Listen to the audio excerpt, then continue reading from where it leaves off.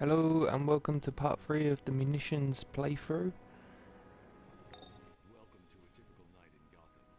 Scarecrow's gang has overrun the East End, pumping fear gas into the atmosphere. They're using an abandoned construction site to distribute fear gas bombers to the rest of Gotham. Shut them down before they panic the entire city. So here we are, just after we've left the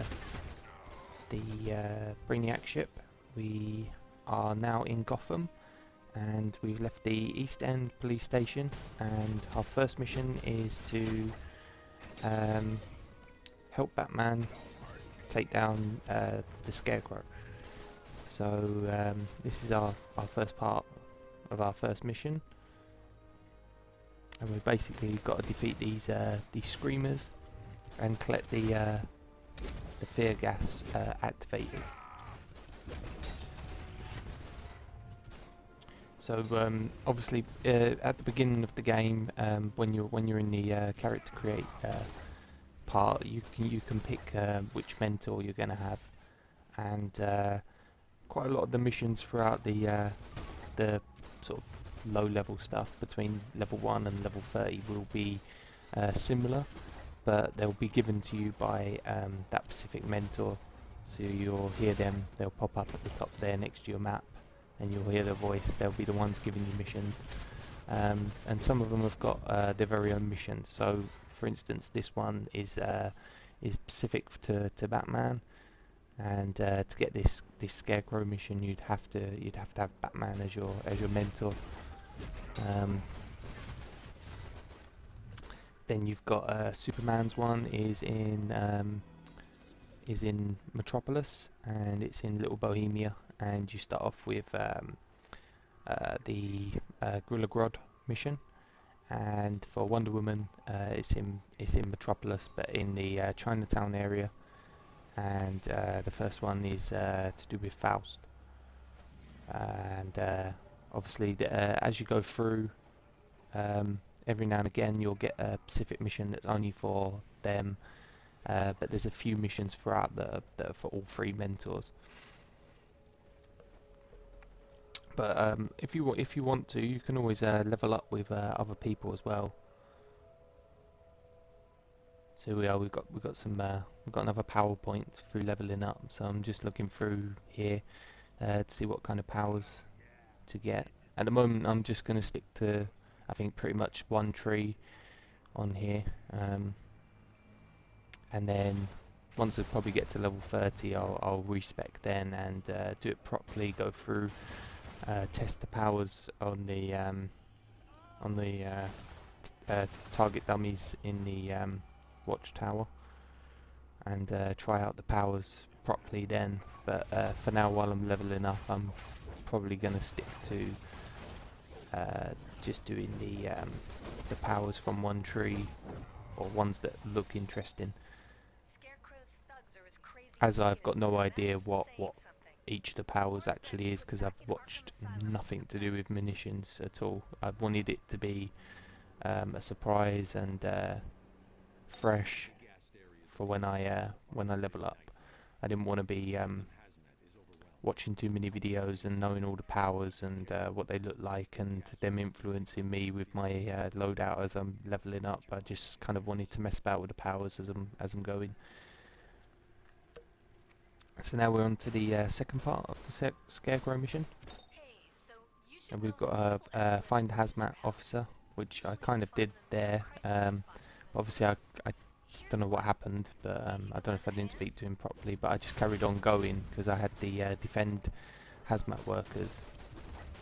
So I don't know what quite happened there, because from what I remember when I last leveled up a long time ago now, a couple of years ago, I did this part, that you just speak to a hazmat guy and he gives you all the missions. But I don't know what happened there, so I kind of was doing these hazmat officers and then had to go back and get the proper missions. One thing I did notice though is that I noticed there's quite a lot of people leveling up, new characters in these areas.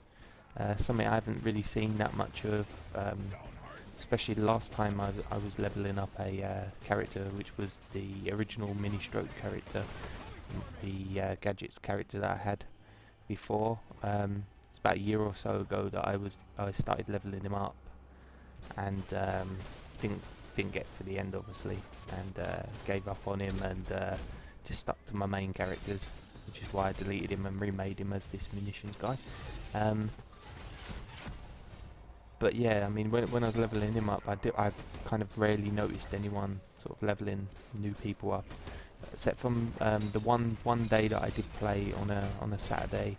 During the day, there was quite a few people outside police stations, and inside the police stations, definitely low levels. If you inspected them, they had the low level items on and stuff. But outside doing the missions, except from maybe the first couple of areas, there wasn't a whole lot of people running around. You might see like the odd person here and there, but like you could see here, there's about 7 or 8 people at least in this one area doing missions,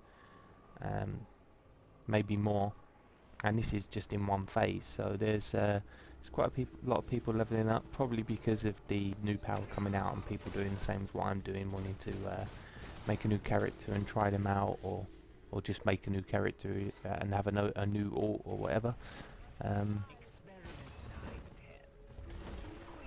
So yeah, that was nice to see some people running around and that. So I mean, one thing you could do is, if you wanted to, is maybe make a group, invite some of these people that are doing the missions at the same time as you, and then make a group of 3 or 4 of you, or if you want to do it, like make a raid group, and you can get the missions done a lot quicker then as well. And plus, when you go inside the instances,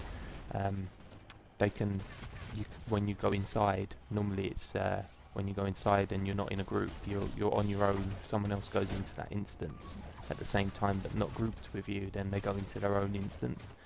But obviously, if you're grouped up together and they go into an instance at the same time as you, then or roughly the same sort of time as you, then you all go into the same instance and you can all do it together and help each other out, and you can get quite a lot of feats, because as you're leveling up, there's feats for not getting knocked out, and especially in the Scarecrow bit, there's quite a few in there, like the Killer Croc one as well, getting all the Killer Crocs, knocking them down and tying them all up and not missing any out, and that's definitely going to be easier, obviously, if there's more than one of you.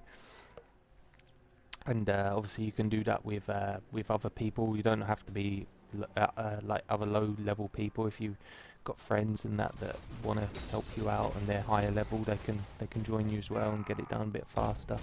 And they don't even have to be the same mentor as you.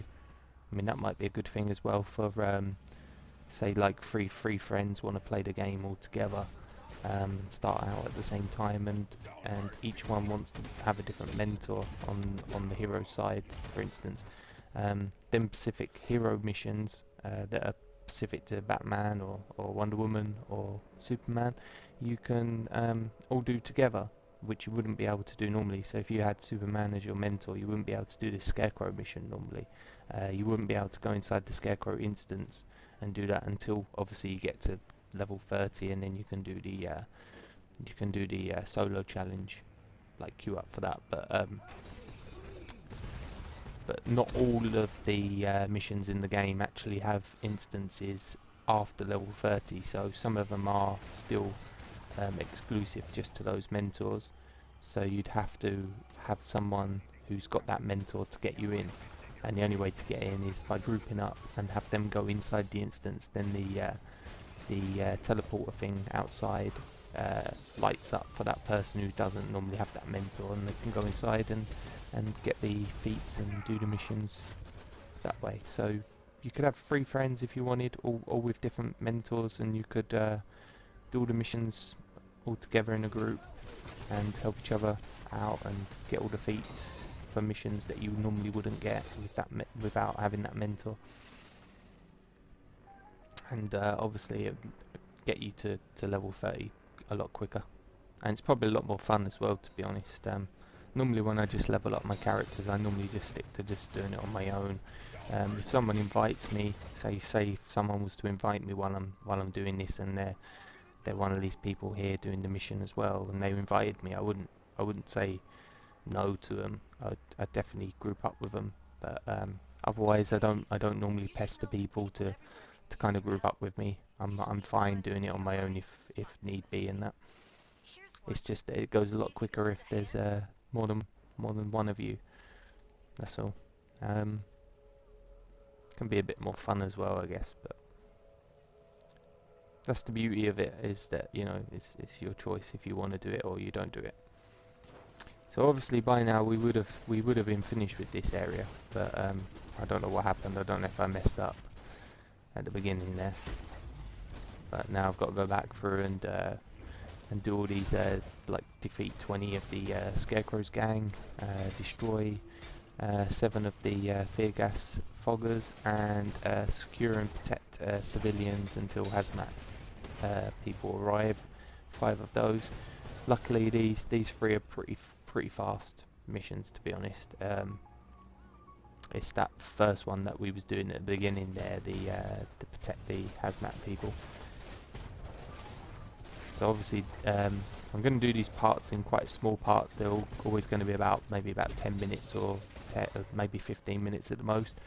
But this is going to be the end for this part, and I'll finish off this mission in the next part and go to the next area. So that's it for part 3 of the munitions playthrough. Thanks for watching.